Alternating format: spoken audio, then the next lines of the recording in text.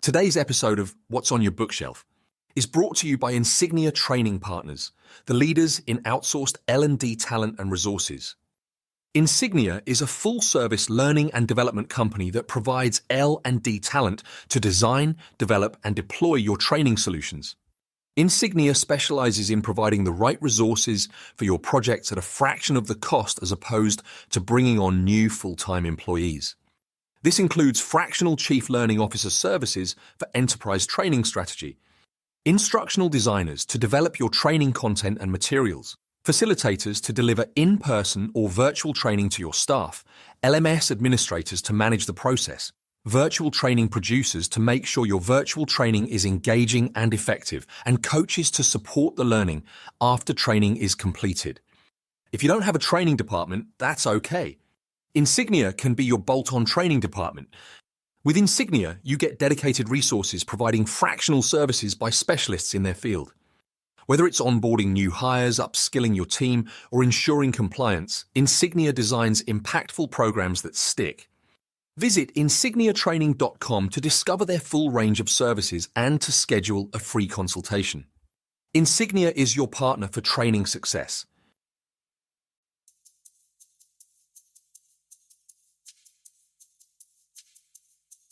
Welcome to What's on Your Bookshelf with your hosts, Denise Russo and Samantha Powell. Hi, everyone. Welcome back. It's another episode of What's on Your Bookshelf. This is a life and leadership podcast where we are living out loud the pages of the books that are on our bookshelves. My name's Denise Russo. I'm here with my friend and co-host Sam Powell, and we're going through a book called Solve for Happy by Mo Gaudat. He's a former executive from Google. And we talk about living out loud the pages of the books that are on our shelves. But this chapter we're in right now is not about life. It's about death. But we're going to be talking today about how death can be associated with happiness. So, Sam, I'm looking forward to the conversation. I'm not quite sure where we'll head into this one. This has been a tough chapter. But how are you doing today? I'm doing well. Yeah. And this is part 2 of this one. So if you missed the last episode, go back and go to listen to that one. But this is the 4th of the 5 ultimate truths. So the 5 truths being now, change, love, and now death. And really what he's saying is that in order for you to be able to solve the happiness equation, to get to a life that is happy, you have to accept these 5 truths. And so you have to accept that death is a part of this existence, that it is a part of life. It is something that we experience. And we talked about the myths last time, and this time it was really an interesting, take on life. He calls this the long life continuum. And this was fascinating to me. I had never thought about life in this way. And so while this is a heavy topic, I'm excited to talk about your thoughts on this, Denise, because it was just an interesting one.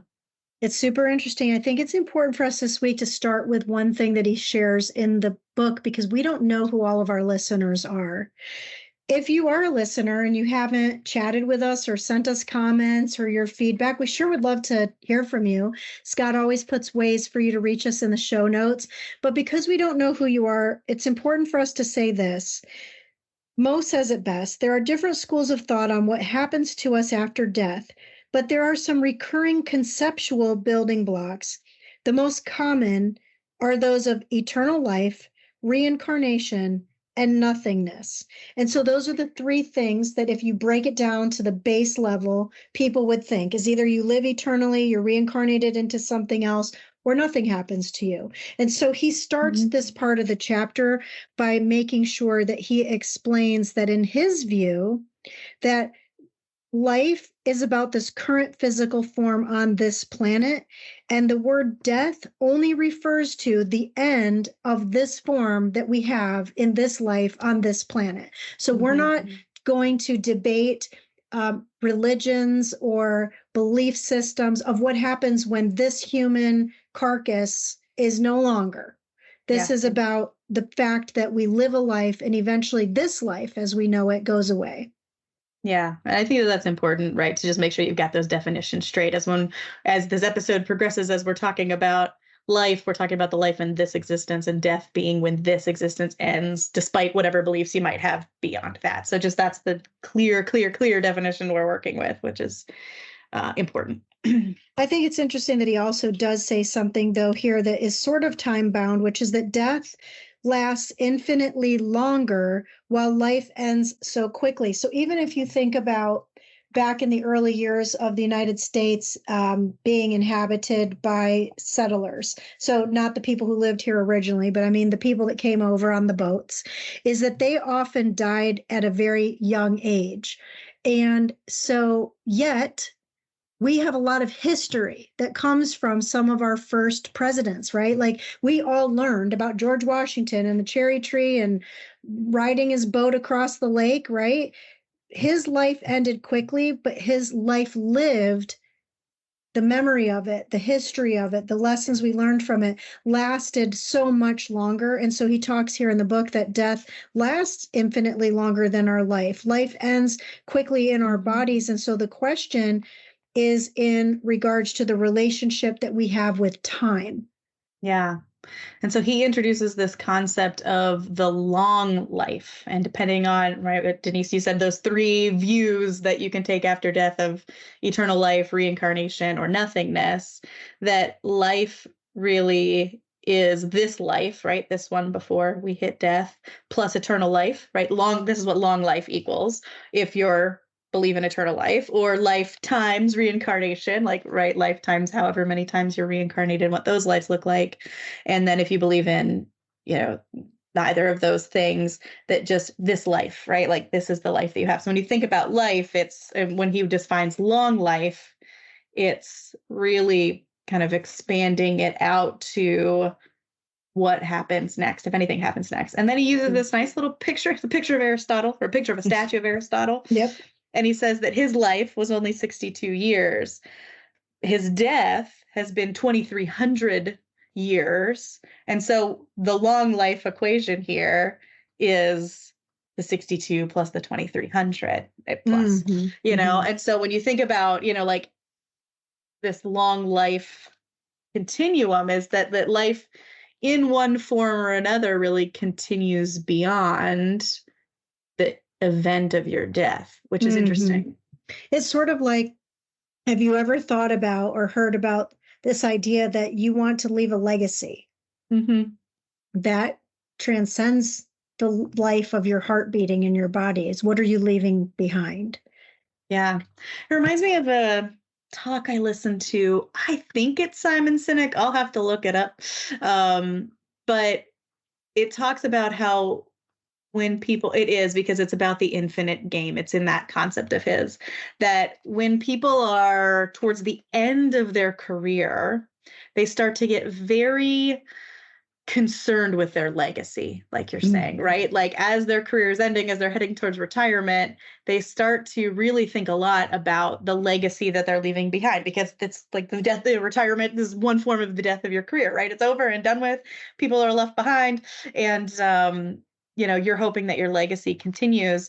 But his thought process is that if you are concerned with your legacy from the beginning, right? If you're really playing the infinite game, like the point of the game is to play the game, not the point of the game is to win something, it's to play, then you approach your career very differently. It's not this thing you're building towards that then you win it and you leave this legacy behind. It's, I'm building my legacy every day. And I think about that in this context of, if you're understanding that there's life, death, and what he's calling this long life that extends beyond the event of death, then how differently would you live your life, right? How differently would you think about your legacy and think about, I'm building my legacy every day. I'm building the things that exist beyond me, beyond this life, right? Like,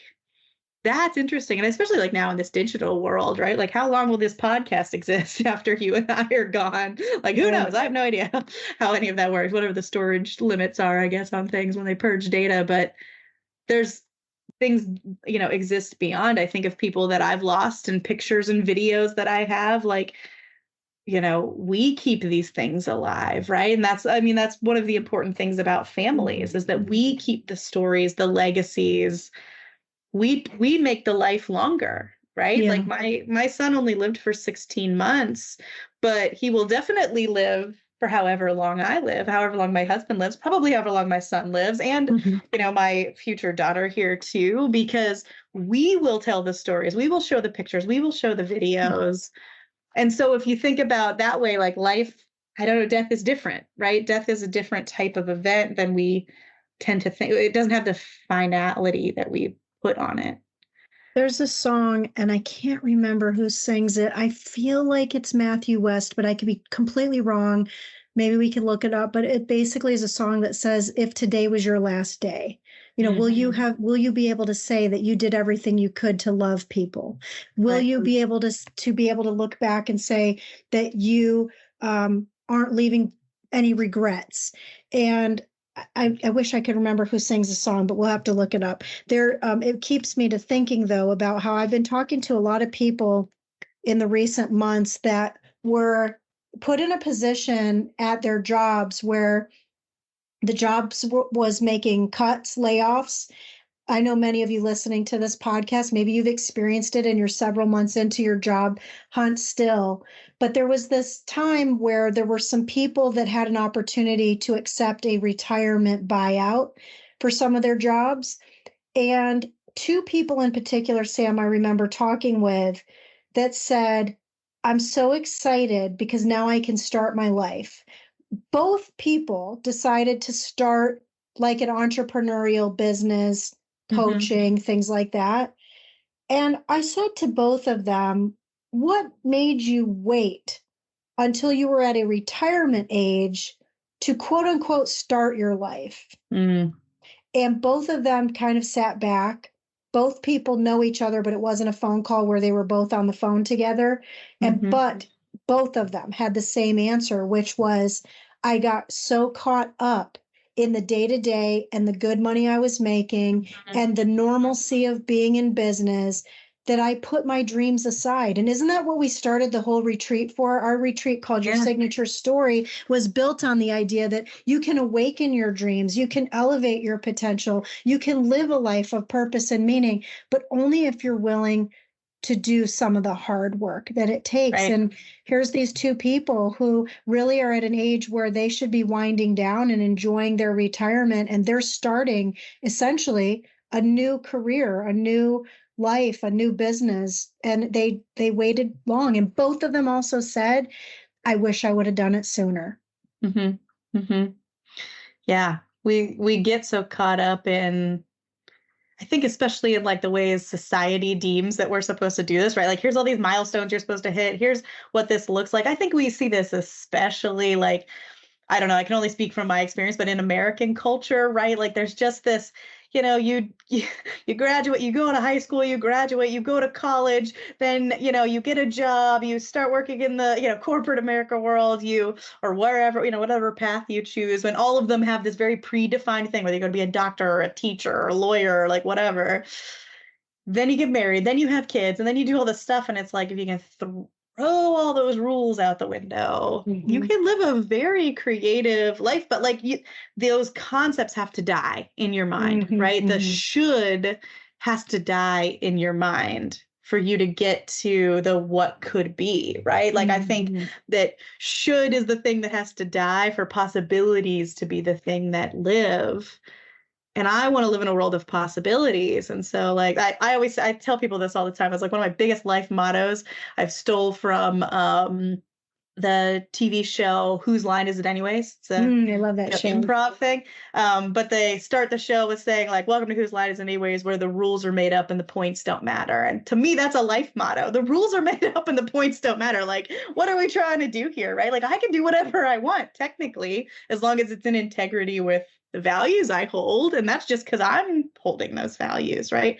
Like, I don't have to play by any other rules. I get to play by the rules that I set for myself. And so like, I think about that in, kind of in this concept. And he goes into this chapter to some, again, he goes down. I say this like the third episode I've said this, like very meta, like scientific theories. Like he's talking about the double slit experiment in quantum physics. He's talking about the uncertainty principle, the observer's paradox, Einstein's theory of relativity. Like, I mean, he gets into some interesting stuff. I definitely encourage people to read through this because he pulls it together in a very interesting way. It hurt my brain, but it was super logical. I had to reread, like slow it down, and yeah.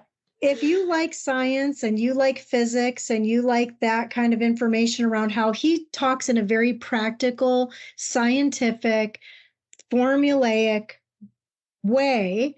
Well, he also does talk about people who have near-death experiences and say that they saw certain things and came back out of comas and things like that. So there's that part as well in here. But if you like science and you like physics, this is the chapter for you for sure.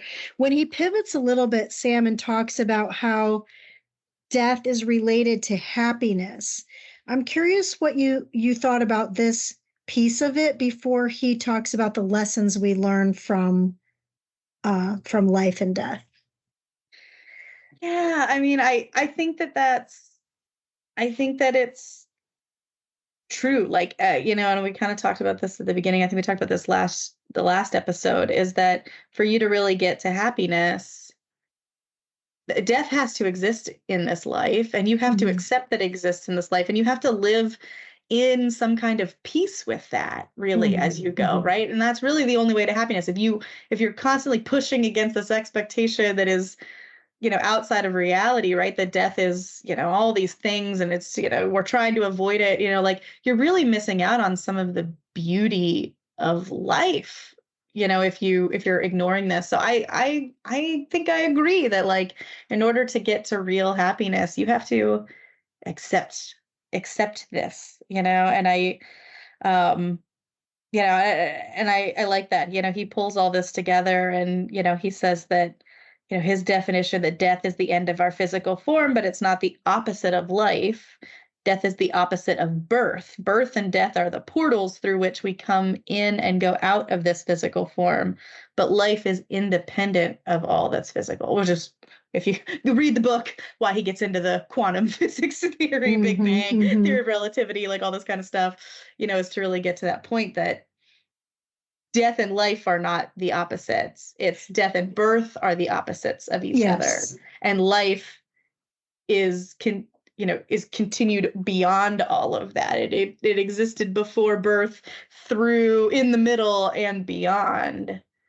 It's just interesting. It's super interesting. He talks about how I would say like this, is it seems like he's describing that it took death for him to truly live. And so he says in here that the path to joy is to see life for what it's really worth. And so what I took away from this was that it was horrible to lose his 21-year-old son in a tragic accident inside of a hospital. So it wasn't even that he was in a car accident. There was an accident caused by a nurse. And so if Ali had not passed away, Mo was very successful in his career. He worked really hard. He wasn't home very often. He still loved his family, and they went on trips and hiking and had a good, loving family. But there was still not this conscious awareness of this solving for having a happy lifestyle despite our circumstances. And it took Ali dying for Mo to truly embrace what it's like to be living. Yeah. And it makes me think of that even in like smaller ways, right? Like some things have to die, and it does, like, not a physical death really, but like a concept, a thought that you have has to die in order for the next version of you to come around, right? Like the infant version of you has to die for the toddler to come around. And then that has to die for the kid version to come around. And then the teenager, and then the young adult, and then the adult, and then the, like as you're moving through all these stages. And I think of, like, as I've hit this, full-blown adult status, right? Like there are versions of me, like the version of me from 7 years ago is dead, is gone. Do I carry pieces of that with me? Yes, but some of those pieces are buried Mhm. because I had to give room for new pieces, and I had to give room for those things. And I I love the line he's got here. He says, accepting death will set you free, but it first will really piss you off. And Yes. like, is my life experience on like especially those transitions, right? Like, I I can't believe I'm going through this massive change. I can't believe this thing is happening to me. Like, are you freaking kidding me right now, right? But as you go through it, like it sets you free, right? Like letting go of the things, letting go of those old versions of you, of those old thoughts, of those old beliefs really do set you free. But it is hard to do that. It's a lot of work to do that. But it's freedom on the other side. Freedom on the, oh man, this makes me think of one of my all-time favorite movies. Have you ever seen the movie Shawshank Redemption? I haven't, which is like probably a sin because it is like a classic movie. Classic. Oh my gosh, please go rent this movie. It is such a good movie. I've seen it. I can't even tell you how many times. It is filled with life lessons, and it's a beautiful movie for what you just said, which is how do you see the lessons in things like death. And one of the most famous quotes in the movie is that one of the characters is talking about this. There's this guy in the movie, and I won't give all the spoilers for any of you who haven't seen the movie yet, but there's a guy in the movie who spent most of his life in jail and prison. And so he gets released. And so when he gets released into the world, it's a world he doesn't know. I don't know why the last couple of episodes, by the way, are themes of people in jail. I think the last three Yeah, episodes we have got been a thing talking going about on this here. jail Yeah. movie. But anyways, so this is another jail movie. And in this one, though, this elderly man cannot accept life outside the walls of his cell. And so in the movie, there's this quote that says, you can either get busy living or you can get busy dying. And there's only those two choices, like get busy living or get busy dying. And so how do you want to live your life? I know that the last couple of months I've been dealing with, my mom had hip surgery, and the first couple of weeks of her rehabilitation were miserable. Like she just didn't want to get better. And so we had to sit and talk to her about how the doctors literally said, in 6 weeks, you're going to be back to normal. You don't feel it right now, but if you don't put the work in right now to get yourself to the 6 weeks, then it's going to take longer than 6 weeks. So you can get Absolutely. busy living, do what we're saying, enjoy your life, be happy, be around the people that love you the most, or don't. It's a choice. Yeah, it reminds me of the research and the chart that lives rent free in my head now from the last book that Sonia Lyubomirsky's work around, an event happens in your life. And after that event, you're like brought down into survival mode, right? Mhm. Like whatever that is, it's rough. You're just trying to get by. But if you aim for thriving, right? Not just recovering, like getting back to that normal, right? Getting back to the Above. same level. But if you aim for thriving, you can get to thriving. And I think that that's it. Like we die all these little deaths, all these little things that happen, right? And it's just the death of maybe the current reality or the death of our current situation. But if we aim for thriving, if we aim for something higher, we can absolutely get there. But we have to put in the work now, just like the, what your mom was told, right? Like you have to work hard now in order to get there later. Yeah, and there's three lessons that Mo talks about how we do that. So how to not how to die, but how to live a life that's worthy to lead this fulfilling life of happiness and joy and peace. So why don't we go through for the next couple of minutes just what these lessons are? There's only three of them, but they may be things that are going to seem self-explanatory or simple, or maybe even that you've already heard us say. But if it reinforces it for you, these lessons may help you get past the feelings that, like you said, Sam, that you're at the lowest level, but that you Right. don't even have to be at the middle level. You can be way above that level. Right. You can aim for happiness. You can aim for fulfilling. You can aim for joy. Yeah, which is interesting. So the first one is death is inevitable. And this part of the book is like very small. Like I think it's just three it's sentences. 4 lines. Yeah, it's very short. But it's like death is inevitable, right? And again, it's not even just that big event of death, right? It's we talked about change, but it's just these little deaths that happen all throughout our life. Death is inevitable. It is coming for us all in lots of little ways. It's actively happening every day. And if you can he says surrender to that, then you can get into this worthy and fulfilling life. Yeah, he basically is saying here that you can't fight the fact that death will come, but what you can do is control the way you live until that time comes. Yeah.